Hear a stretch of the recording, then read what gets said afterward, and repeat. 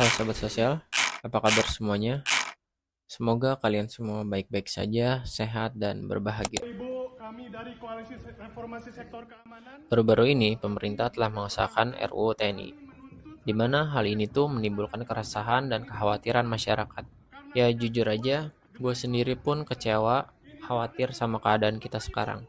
Ya entah sampai kapan masyarakat itu terus dihadapi dengan keadaan seperti ini. Ya entah kapan membaiknya keadaan ini. Ya dari awal pergantian pemimpin sampai sekarang nggak ada titik terangnya nih. Adanya pembahasan di dalam. Kami menolak adanya dui fungsi ABRI, teman-teman. Bapak Ibu yang Tapi seperti konten kreator lainnya, di sini gue berniat memantik, membangunkan kesadaran masyarakat akan keadaan kita sekarang.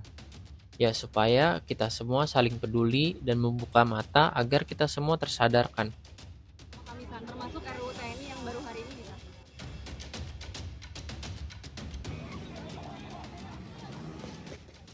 Mungkin 5 tahun yang lalu, gue berpikir, oh ya udahlah, pemerintah sama masyarakat juga ya perang-perangan, mereka pasti ada unsur politik, mereka saling provokatif, mereka saling lempar isu, ya perang kepentingan lah pada intinya. Ketika 5 tahun yang lalu gue berpikir kayak gitu.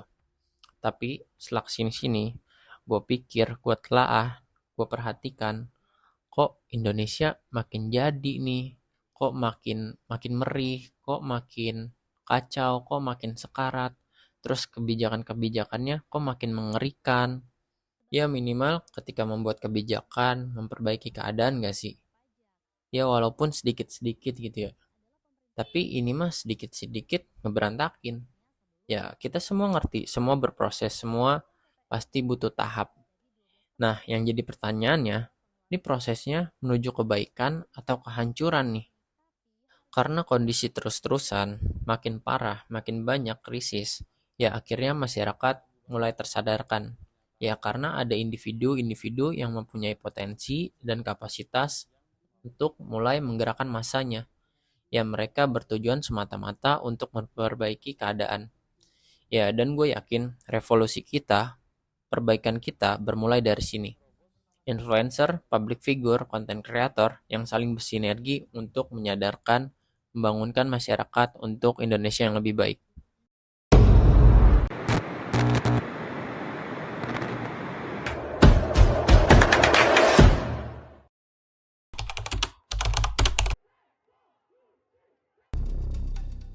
Karena semua ini kan sumber informasi kita digital.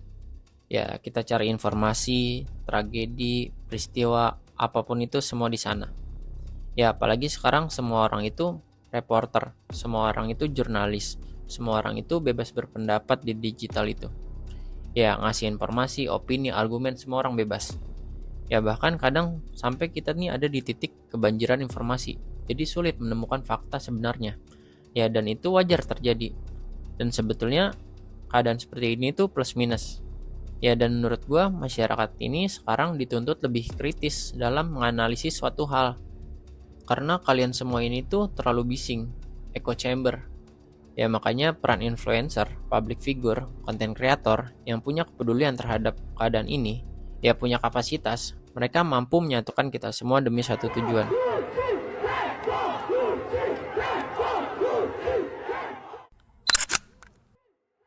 Besar, semua orang punya peranannya, semua orang punya batasannya. Ya Selama jelas kita terbukti punya bahwa kepedulian, berarti ketika kita udah influencer satu. dan Nah, teman-temannya begitu kita nih lawan, baru menyatukan kita suara pusing. kekuatan Karena ini masyarakat, bukan kekuatan kali tahu netizen, lawan kita bakal yaitu tegas betul-betul berkomentar. solid tuh. Kekuatan di jalan, kekuatan di sosmed, digital, suara semua tertuju satu arah. Ya apa nggak ngeri bapak-bapak, ibu-ibu yang duduk di atas sana. Kita harus menjaga dan bersyukur punya public figure seperti ini, yang memang bergerak di ranah ini. Ya bergerak untuk Indonesia lebih baik, dengan mencerdaskan pikiran, membangun kesadaran, bahkan menggerakkan masyarakat ketika krisis-krisis yang sedang terjadi. Ya figur-figur seperti ini yang memiliki peran yang sangat penting demi kemajuan bangsa kita. Walaupun masyarakat kita sebagian udah memiliki kesadaran dan kepedulian terhadap kondisi, dan mereka akhirnya bisa bergerak sendiri. Tapi kan untuk menjangkau lebih luas masyarakat, ya kita sangat membutuhkan peran-peran figur-figur ini. Ya apalagi kan beberapa juga masih ada masyarakat tuh yang belum sadar, mereka bersikap apatis. Nah, tugas figur ini untuk memberikan percikan-percikan supaya mereka mau bergerak. Ya, memang figur-figur ini punya concernnya masing-masing. Ya, mereka ada yang kerjaannya sekadar syuting, ngelawak aja, acting, ya macam-macam lah. Tapi ketika ada krisis, mereka nih satu arah merapatkan barisan, merapatkan suara tentunya. Ya, figur-figur inilah yang memiliki concern atas hal-hal ini yang menggait para teman-teman influencernya, teman-teman figur-figur lainnya, sehingga kekuatan masyarakat nih semakin solid. Coba mari kita ingat-ingat lagi dari masa kepemimpinan saat ini nih. Sudah berapa krisis kita lewatin? 1. Politik dinasti. Betapa canggihnya presiden terdahulu nih menyiapkan si sulung untuk menjabat sampai sekarang.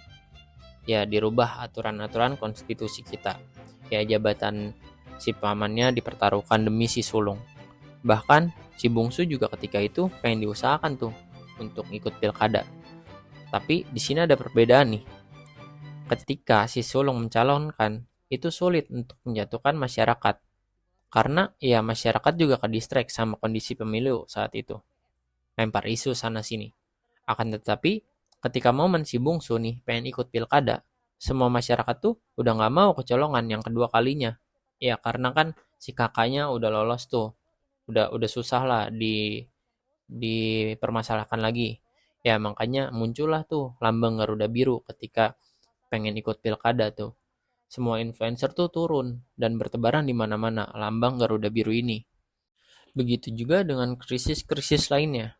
Ya seperti Indonesia Gelap, kenaikan PPN, terus belakangan ini RUU TNI, ya dan krisis-krisis lainnya lah yang terjadi kurang dari 1 tahun kepemimpinan ini.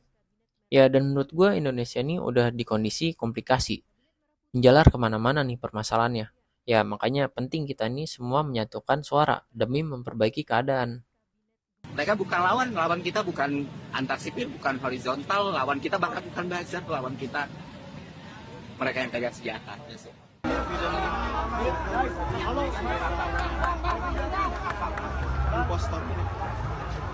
Yang belakangan ini tuh panas banget tuh kan RUU TNI ya. Nah Bang Ferry Irwandi tuh dan Andovi mereka terlihat turun ke jalan.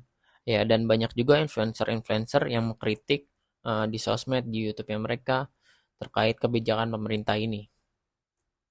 Dari setiap krisis yang terjadi, ya ini tuh jelas peran public figure itu sangat dibutuhkan untuk menyatukan suara masyarakat. Tanpa mereka ikut menyuarakan, pasti akan sulit juga tuh untuk menyatukan gerakan masyarakat, menyatukan suara, menyatukan pandangan terhadap isu atau krisis yang sedang terjadi. Ya, semata-mata untuk mengawasi pergerakan pemerintah di negara demokrasi ini. Tanpa kekuatan dan suara masyarakat yang solid, demokrasi itu nggak akan berfungsi. Ya udah solid gini juga kadang kita tuh kan ngelos pakai kebijakan pemerintah yang tidak masuk akal, disahin tiba-tiba. Kadang juga suara kita nggak didengar. Ya apalagi kita nih kepecah belah, makin sulit lagi kita mencapai keadaan yang lebih baik.